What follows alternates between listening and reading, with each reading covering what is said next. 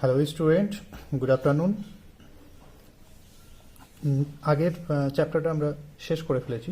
Next যে chapter আমরা পড়াবো সেটা হচ্ছে এই ইকোলজি বা ইউনিট 5 যেটা আছে তার লাস্ট চ্যাপ্টার। প্রথমেই বলে রাখি, চ্যাপ্টারটা কিন্তু ভীষণ ভীষণ ইজি, একেবারে খুব সিম্পল চ্যাপ্টার। এটা অ্যাওয়ারনেস, জাস্ট একটু জেনে রাখা আর কয়েকটা জিনিস বুঝে রাখা। কোশ্চেন কিন্তু এখান থেকে প্রচুর পরিমাণে আসবে। তো সব মিলিয়ে আমি প্রথমেই বলে দিয়েছিলাম যে ইকোলজি ইউনিটটা থেকে 14 মতন মার্কস আসে, এবং যে মার্কসটা কিন্তু হাফ নম্বরও কাটা যাবে না, 14 মার্কসেই খুব ইজিলি পাওয়া যাবে। একদম যেটুকু যেটুকু বলেছি বা বলবো বা কোশ্চেনে যেরকম করে দিয়ে দেবো সেরকমভাবেই তোমরা ডিরেক্টলি পরীক্ষাতে পেয়ে যাবে, এবং অ্যান্সার লেখা এখানে খুব ইজি। তো চ্যাপ্টার পড়াবো সেটা হচ্ছে পলিউশন।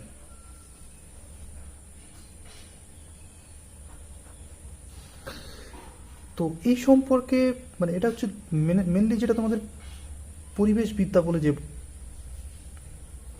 বিষয়টা তোমরা পড়ো, সেই বিষয়ের রিলেটেড একটা চ্যাপ্টার এখানে করে দেওয়া হয়েছে। এখন পলিউশন বলতে আমরা কি বুঝি? হয় সেটা বায়ু দূষণ হবে মানে এয়ার পলিউশন, না হলে সেটা জলদূষণ হবে মানে ওয়াটার পলিউশন, না হলে সেটা সাউন্ড পলিউশন মানে শব্দ দূষণ, না হলে সয়েল পলিউশন হবে মানে মৃত্তিকা দূষণ।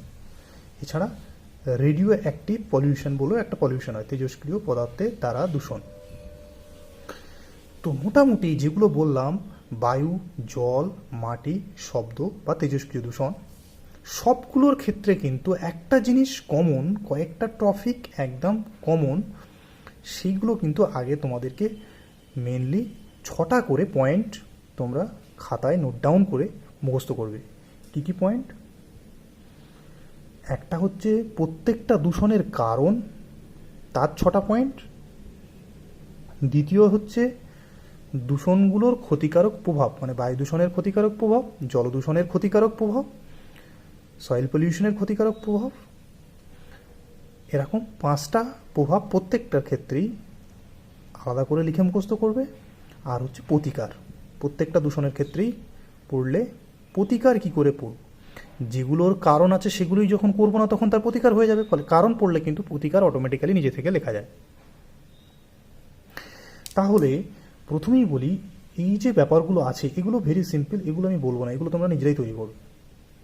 যে একটা বায়ু দূষণ কী কারণে হয়, তো আমরা যদি চোখ খোলা রেখে রাস্তার দিকে তাকাই নিজেরাই বলে দিতে পারবো। সেখানে গাড়ি ঘোড়া চলছে তাই দূষণ হচ্ছে, প্রচুর কলকারখানা থেকে যে ধোঁয়া বেরোচ্ছে, চিমনির ধোঁয়া বেরোচ্ছে, সেখান থেকে দূষণ হচ্ছে। এরকম একাধিক কারণ আছে, যেগুলোর সবথেকে বেশি বড় যে বায়ু দূষণের কারণ সেটা হচ্ছে ফসিল ফুয়েল দহন, মানে ডিজেল বা পেট্রোলের দহনের ফলে যেটা হয়। কয়লা পোড়াবার ফলে প্রচুর পরিমাণে দূষণ হয়। তো এরকম একাধিক বায়ু দূষণের কারণ আছে, সেখান থেকে বললাম 5টা থেকে 6টা ভালো করে তার কারণ মুখস্থ করবে। তারপরে বায়ু দূষণের প্রভাব মানে ক্ষতিকারক প্রভাব কী আছে, যে মানুষের অনেক রোগ হয়, পরিবেশের গ্লোবাল ওয়ার্মিং হচ্ছে, একাধিকের প্রভাব আছে, সেটাগুলো নিজেদের মতন করে 5টা মেন পয়েন্ট মুখস্থ করবে। আর প্রতিকার সেরকমভাবেই ঠিক বায়ু দূষণের মতন করেই জলদূষণ, মৃত্তিকা দূষণ, শব্দ দূষণ প্রত্যেকটার ক্ষেত্রেই কিন্তু এই পয়েন্টগুলো তোমরা নিজেরা করে নেবে। এবারে যেটা আসি সেটা হচ্ছে পলিউশনের মধ্যে পলিউট্যান্ট ব্যাপারটা কি।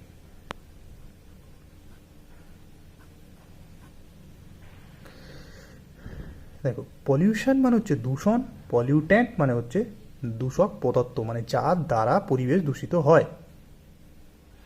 একাধিক পদার্থ রয়েছে তার দ্বারা পরিবেশ দূষিত হয়, সেইগুলোকে মোটামুটি তোমরা মেনলি দুটোভাবে ভাগ করতে পারো। একটা হচ্ছে ডিগ্রেডেবল আর এটা হচ্ছে নন ডিগ্রেডেবল।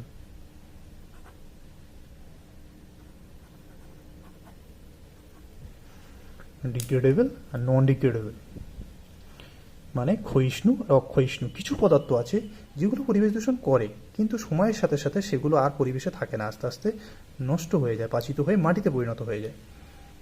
সেইগুলো হচ্ছে ডিগ্রেডেবল ক্ষয়িষ্ণু পদার্থ। কিন্তু অনেক পদার্থ আছে যেগুলো সময়ের সাথে সাথে কিন্তু ভাঙে না, অবিকৃত অবস্থায় মাটিতে থেকে যায়, সেইগুলো কিন্তু মোর ডেঞ্জারাস এবং নন ডিগ্রেডেবল পলিউট্যান্ট, যেরকম ডিডিটি, যেরকম পলিথিন, গ্যামাক্সিন, অ্যালুমিনিয়াম, পিচ, এইগুলো কিন্তু সব হচ্ছে নন ডিগ্রেডেবল মানে অক্ষয়িষ্ণু পদার্থ। কিন্তু আমরা যদি আগাছা দেখি বা যে কোনো সবজির খোসা ফোসা যেখানে ফেলে দিলাম, এইগুলো দূষিত পদার্থ দূষণ করে, কিন্তু সেটা লং টার্মে করে না, কারণ এক সময় গিয়ে তারা সব পচন হয়ে মাটিতে পরিবর্তিত হয়ে যাবে। তাহলে এটা মনে রাখতে হবে আমাদের, নন ডিগ্রেডেবল যারা আছে তারা কিন্তু বেশি ডেঞ্জারাস। এবারে প্রত্যেকটা দূষণের ক্ষেত্রে কিছু কিছু ইম্পর্টেন্ট জিনিস আছে, সেইগুলো মেনলি আমি জোর দিয়ে টিকা আকারে সেইগুলো আমি পড়াবো। আর যেগুলো আমি বললাম অলরেডি, যে বায়ু দূষণ, শব্দ দূষণ, জল দূষণ, মৃত্তিকা দূষণ, তেজস্ক্রিয় দূষণের প্রত্যেকেরই কারণ করতে হবে, প্রভাব এবং প্রতিকার, 5টা করে পয়েন্ট নিজের খাতায় তৈরি করে মুখস্থ রাখবে এবং মেন কারণ লিখবে। এরপরে বায়ু দূষণের একটা ছোট টপিক তোমাদেরকে পড়াবো, সেটা খুব ইম্পর্টেন্ট, সেটা হচ্ছে স্মোক।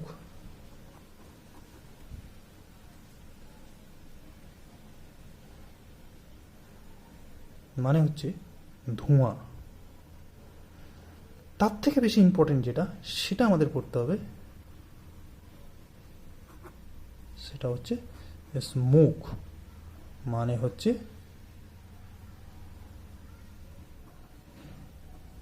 ধোঁয়াশা। তাহলে স্মোক হচ্ছে কিছু নয়, যে সমস্ত ক্ষুদ্র ক্ষুদ্র মানে একটু বড় পার্টিকেল, ঠিক আছে, কলকারখানার ধরো কয়লা বা খনিজ তেল এগুলো যখন দহন হয়, তখন তার থেকে মোটামুটি প্রচুর পরিমাণে SO2 নির্গত হয়, এবং সেই যে সালফার ডাইঅক্সাইড, সেইগুলো সূক্ষ্ম সূক্ষ্ম কণা বাতাসে ভেসে বেড়ায়, এবং তাছাড়া কার্বন মনোক্সাইড, কার্বন ডাইঅক্সাইড, এইগুলো প্রচুর পরিমাণে নির্গত হয়।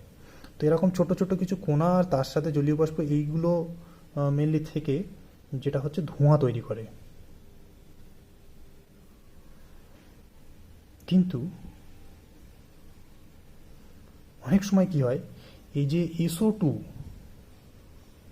মানে সালফার ডাইঅক্সাইড বা নাইট্রোজেন অক্সাইড, এই সমস্ত গ্যাসগুলো মানে এই সমস্ত রাসায়নিক বাষ্পগুলো কখনো কখনো জলীয় বাষ্পের সাথে নিম্ন তাপমাত্রায়, মানে খুব কম তাপমাত্রায় বায়ুর মধ্যে উপস্থিত জলীয় বাষ্পের সাথে এই সমস্ত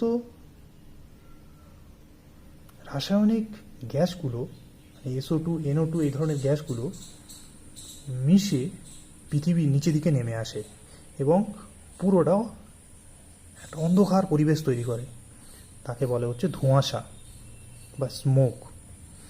তো কোশ্চেন কিন্তু এখান থেকে এইটা আসে যে ধোঁয়াশা কাকে বলে এবং ধোঁয়াশা কত প্রকার, কি কি। ধোঁয়াশা হচ্ছে 2 প্রকার, একটা হচ্ছে সালফিউরাস ধোঁয়াশা,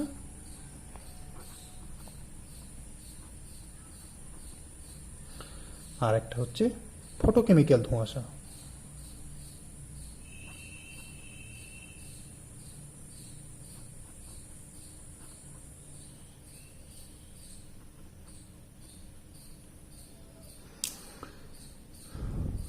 সালফিউরাস ধোঁয়াশা কাকে বলে, বলছে খুব কম তাপমাত্রায় যদি বায়ুর মধ্যে একটু বেশি জলীয় বাষ্প থাকে, তাহলে বায়ুতে উপস্থিত ওই জলীয় বাষ্প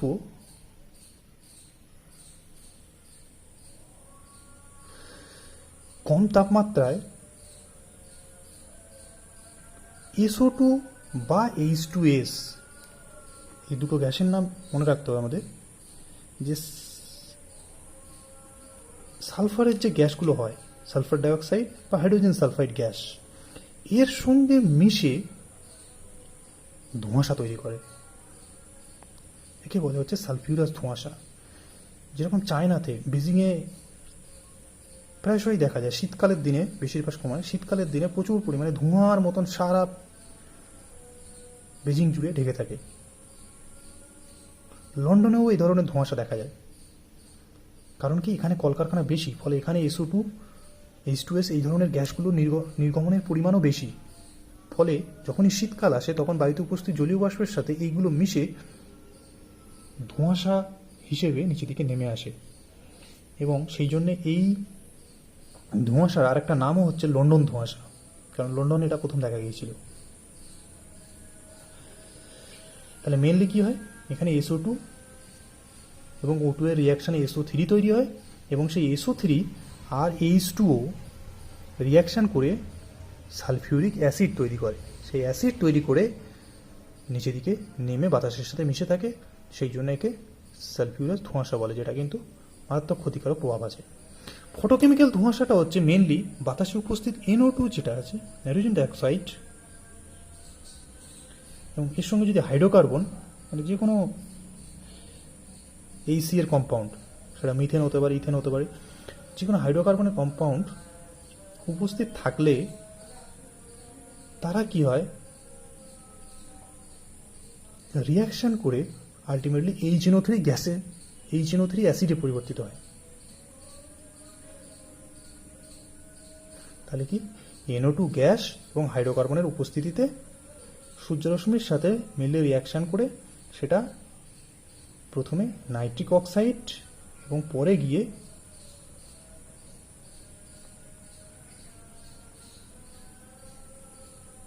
নাইট্রিক অ্যাসিডের কম্পাউন্ড তৈরি করে পৃথিবীতে নেমে আসে, তাকে বলে হচ্ছে ফটোকেমিক্যাল ধোঁয়াশা। তাহলে মেনলি এখানে যেটা জানতে হবে যে সালফিউরাস ধোঁয়াশাটা হচ্ছে SO2 বা সালফারের কারণে হয়, আর ফটোকেমিক্যাল ধোঁয়াশাটা হচ্ছে NO2 গ্যাসের কারণে হয়, যেটাও কিন্তু কলকারখানা থেকে নির্গত হয়।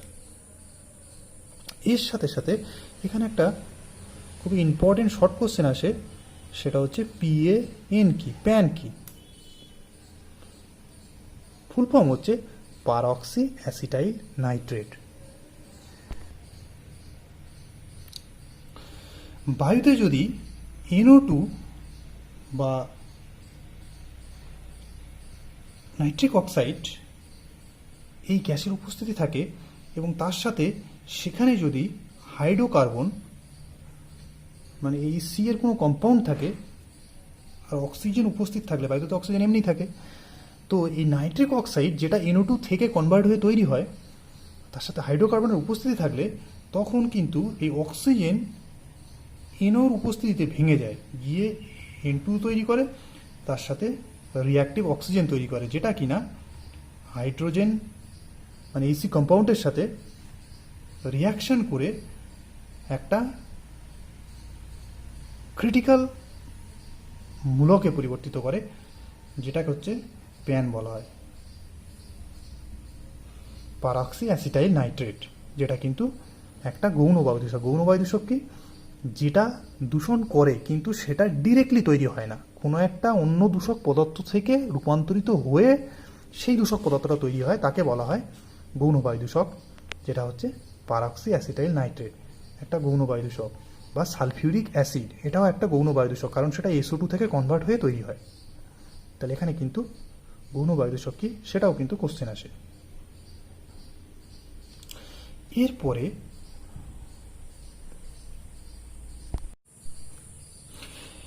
বায়ু দূষণের ফলে সৃষ্টি হওয়া কতগুলো মানুষের রোগের নাম পড়বে এবং তার কারণ পড়বে।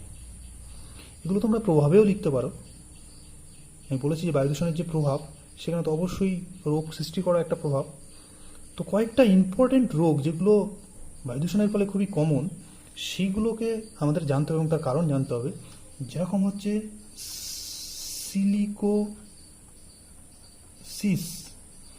এটা তোমরা বইতে, সাধারণ বইতে ছক আকারে পেয়ে যাবে, সেখান থেকে পুরো ছকটা মুখস্থ করবে, 1 নম্বরে ডিরেক্ট কোশ্চেন আসবে কিন্তু।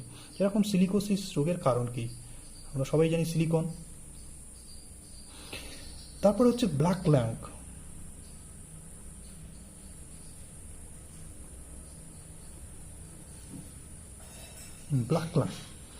দেখো ব্ল্যাক কথাটা যেখানেই আসবে সেখানে তোমরা ধরে নেবে যে কার্বন, মানে কয়লা, যেটা কার্বন পার্টিকেল যেটা আছে সেটা কালো।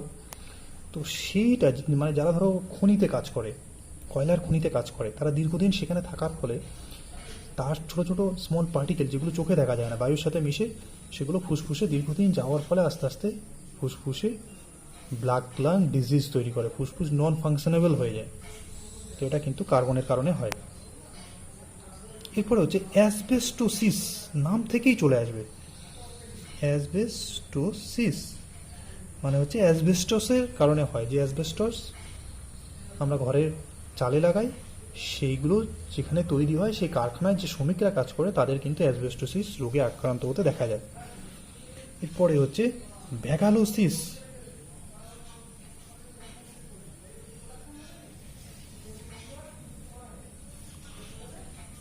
ভ্যাগালোসিস হচ্ছে যারা চিনি তৈরির কারখানায় কাজ করে তাদের সেই সমস্ত শ্রমিকদের দেখা গেছে যে লাঙে ভ্যাগালোসিস রোগ হয়।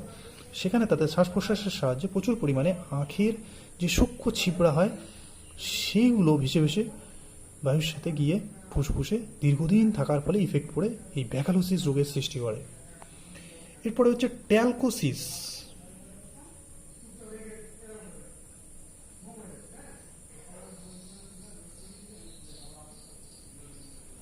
ট্যালকোসিস মানে তোমরা সবাই শুনে থাকবে ট্যালকাম পাউডার। তো এটা হচ্ছে পাউডার যে কারখানায় কাজ করা শ্রমিকদেরকে এই রোগে আক্রান্ত হতে দেখা যায়, মানে পাউডারের গুঁড়ো থেকে এই রোগ হয়। তাছাড়া হচ্ছে লাং ক্যান্সার।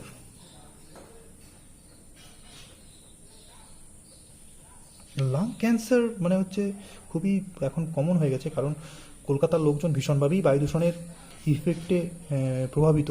মানে সেখানে কলকারখানা গাড়ি ঘোড়া এগুলো বেশি থাকার জন্যে যেমন রাস্তার ট্রাফিক পুলিশ এদের খুব ফ্রিকুয়েন্টলি লাং ক্যান্সারে আক্রান্ত হতে দেখা যায়, কারণ বাতাসে নিঃসৃত যে বেঞ্জোভাইরিন বা যারা সিগারেট খায় সিগারেটের ধোঁয়া থেকে মারাত্মকভাবে লাং ক্যান্সারে আক্রান্ত হওয়ার সম্ভাবনা থাকে। কিন্তু কারণ সিগারেটের ধোঁয়ায় তামাকের যে ধোঁয়াটা আসে তাতে কিন্তু টার বলে একটা সিকোয়েন্স থাকে, TER টার বলে একটা সিকোয়েন্স থাকে, সেটা কিন্তু মারাত্মক ক্যান্সার সৃষ্টিকারী একটা যৌগ। তাছাড়া রোগের নাম পড়বে তোমরা বিজিনোসিস।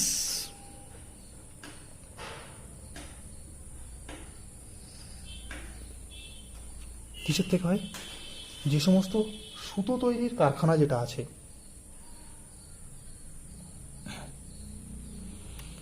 যেখানে পাটের কাজ হয়, মানে সুতো তৈরির কারখানা, এরকম পাট, সুতো, শন, তিসি এইগুলো থেকে ফুসফুসে আক্রান্ত হওয়ার ফলে এই বিজিনোসিস রোগ দেখা যায়। তাহলে সিলিকোসিস সিলিকন থেকে, ব্ল্যাক লাং কার্বন থেকে, অ্যাসবেস্টোসিস অ্যাসবেস্টর থেকে, ভ্যাগালোসিস আখের সূক্ষ্ম ছিপড়া থেকে, ট্যালকোসিস পাউডার থেকে, লাং ক্যান্সার বেঞ্জোপাইরিন জাতীয় একাধিক যৌগ থেকে, সিগারেটের ধোঁয়া। বিজিনোসিস হচ্ছে সুতো, শন বা তিসি থেকে হতে দেখা যায়।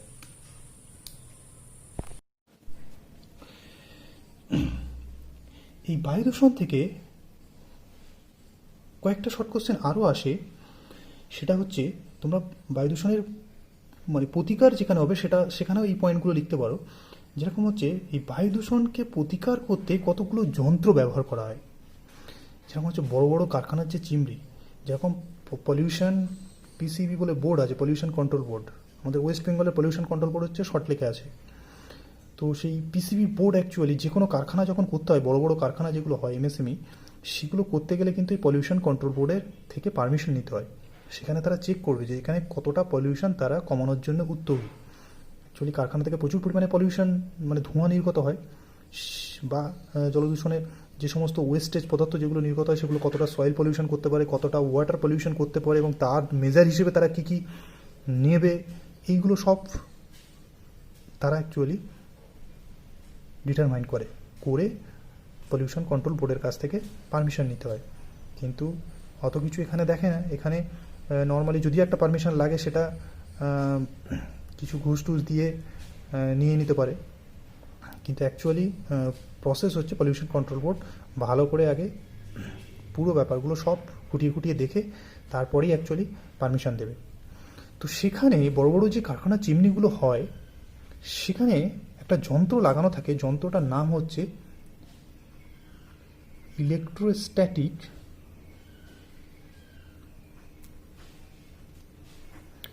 প্রেসিপিটেটর।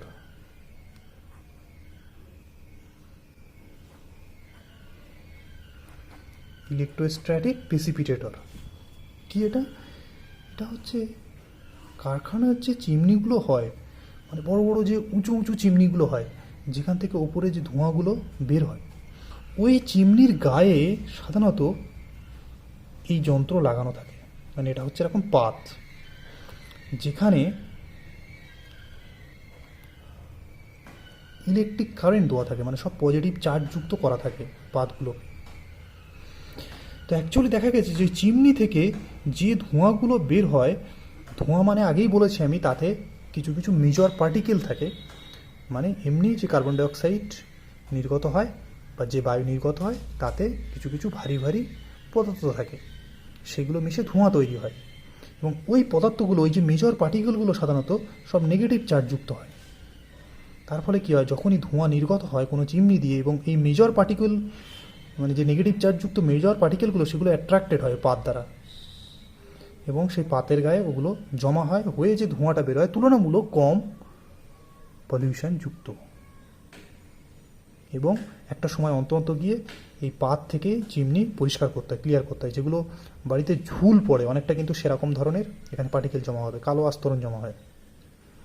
এটাকে বলে হচ্ছে ইলেকট্রিক প্রেসিপিটেটর, যেখানে বায়ু থেকে ধুলো, ধোঁয়া ইত্যাদি অপসারণ করে বায়ুটা তুলনামূলক কম পলিউট্যান্ট হিসেবে পরিবেশে নির্গত করা হয়।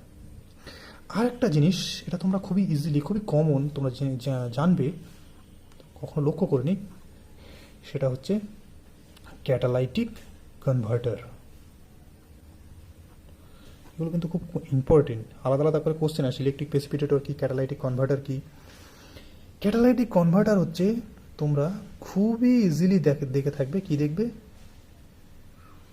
গাড়ি বা বাইকের যে ইঞ্জিনের সাথে লাগানো থাকে সাইলেন্সার পাইপ, সেটা একদিকে যেন আওয়াজ কমায় আর একদিকে কিন্তু ওর ভেতর দিকে যে ধোঁয়াটা বেরোয় তার কিন্তু কম পলিউশন সৃষ্টি করে। এটা মনে রাখবে, গাড়ি কিন্তু চলে পেট্রোল বা ডিজেলে এবং তাতে কিন্তু প্রচুর পরিমাণে কার্বন মনোক্সাইড তৈরি হয় এবং যেটা কিন্তু মারাত্মক ক্ষতিকারক। কার্বন মনোক্সাইড, তোমরা যে পেট্রোল শুঁকলে একটা দুর্দান্ত সেন্ট পাও, সেটা যদি বেশিক্ষণ শুকো অনেকে কিন্তু অজ্ঞান হয়ে যাবে, কারণ তার ভিতরে কিন্তু কার্বন মনোক্সাইড থাকে। তো এই কার্বন মনোক্সাইড কিন্তু পরিবেশে যদি বেশি পরিমাণে নির্গত হয় তাহলে পরিবেশের মারাত্মক ক্ষতি করে। সেইটা মানে এই ধোঁয়া থেকে, গাড়ির ইঞ্জিন থেকে যে ধোঁয়া বেরোয় তাতে অবস্থিত কার্বন মনোক্সাইড বা হাইড্রোকার্বন, যে কোনো কার্বন বা হাইড্রোজেনের এই কম্পাউন্ডগুলো যেগুলো থাকে, সেইগুলো ওখান থেকে নির্গত করে সেটাকে আলটিমেটলি কনভার্ট করে দেয়, ও জলে কনভার্ট করে দেবে, তার সাথে কার্বন ডাইঅক্সাইডে কনভার্ট করে দেবে। কি না, এই ক্যাটালাইটিক কনভার্টারগুলোর ভিতর থেকে নির্গত হওয়ার সময় তাহলে কার্বন মনোক্সাইড ও হাইড্রোকার্বন ইত্যাদিকে জল ও কার্বন ডাইঅক্সাইডে পরিণত করে দেয়, দিয়ে কি করে দূষণের পরিমাণটা কমিয়ে দেয়। এটা হচ্ছে ক্যাটালাইটিক কনভার্টারের কাজ, যেটা গাড়িতে লাগানো থাকে। আরও এক ধরনের বায়ু দূষণ প্রতিকারক যন্ত্র হচ্ছে, সেটা হচ্ছে সাইক্লোন সেপারেটর।